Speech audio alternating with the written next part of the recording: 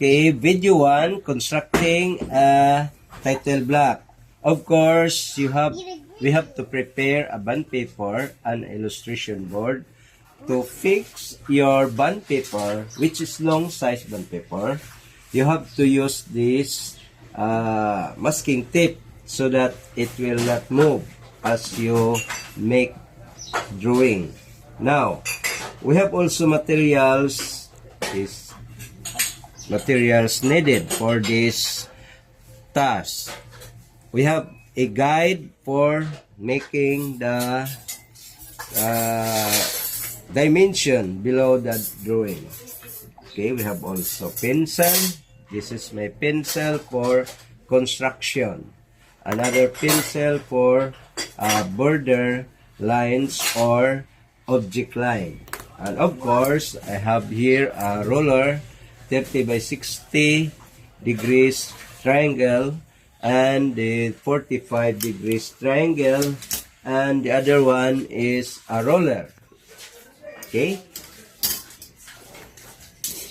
I now demonstrate how to construct a title block. First, using the guide, this is 1 centimeter, 1 centimeter. So, you make a mark here, 1 centimeter. The other side also 1 centimeter. Okay. Then here another 1 centimeter. Okay. The bottom side measure 1 centimeter. And also here 1 centimeter. Okay. The left 1 centimeter. In here 1 centimeter. 2 centimeters distance sa left. Okay, 2 centimeters. After this, you now draw or connect the marks that I measured. Here 1 centimeter.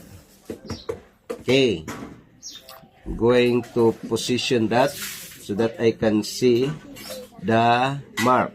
Then connect. Apply light pressure only.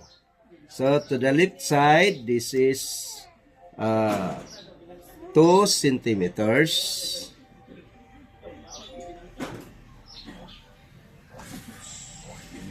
Okay, connect. Then top the 1 centimeter gap. Okay, connect.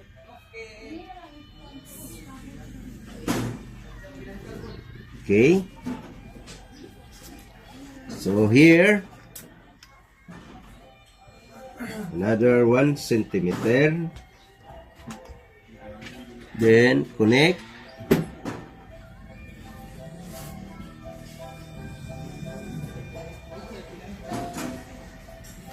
I have done making a construction line of a title block. The left side is 2 centimeters. Upper 1 centimeter distance. 1 centimeter to the right at bottom 1 centimeter. Next is to make a box below this long size bond paper.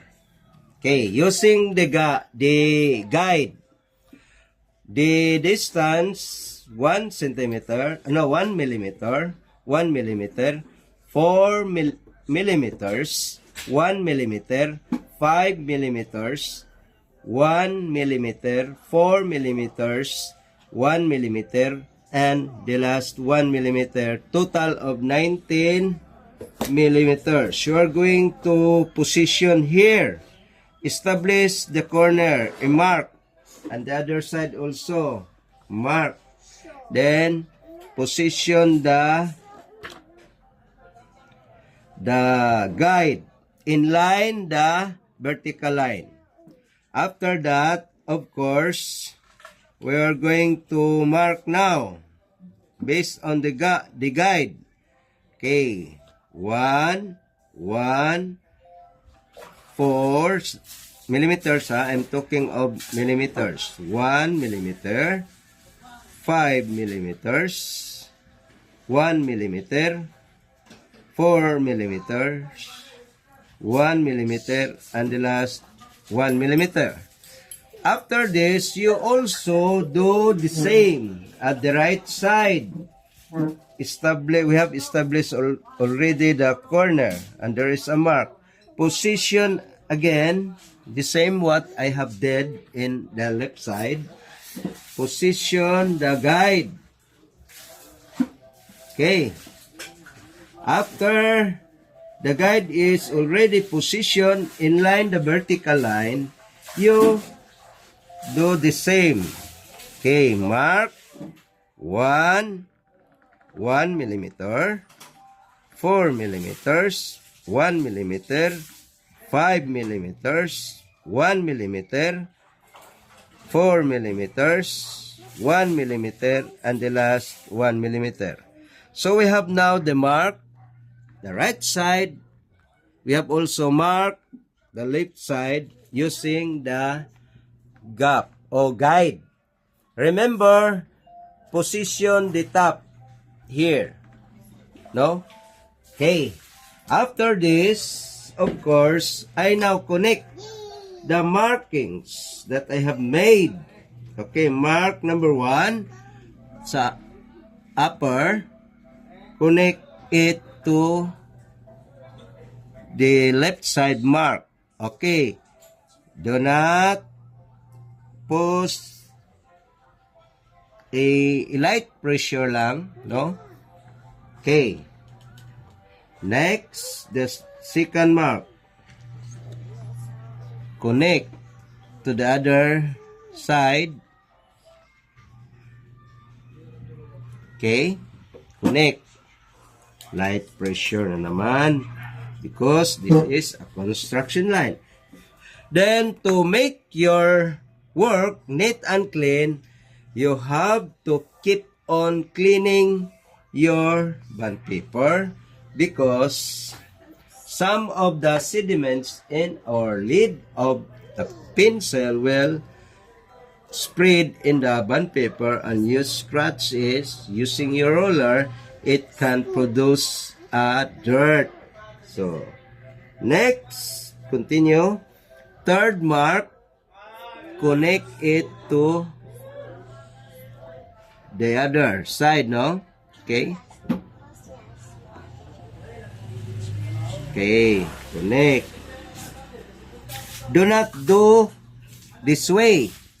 You are not making a proper line if you do that. So,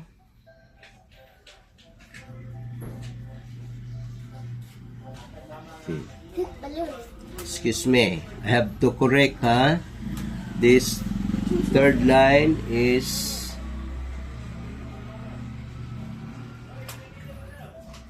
ikat sa kuno yay. Wala matunog. Ikat sa.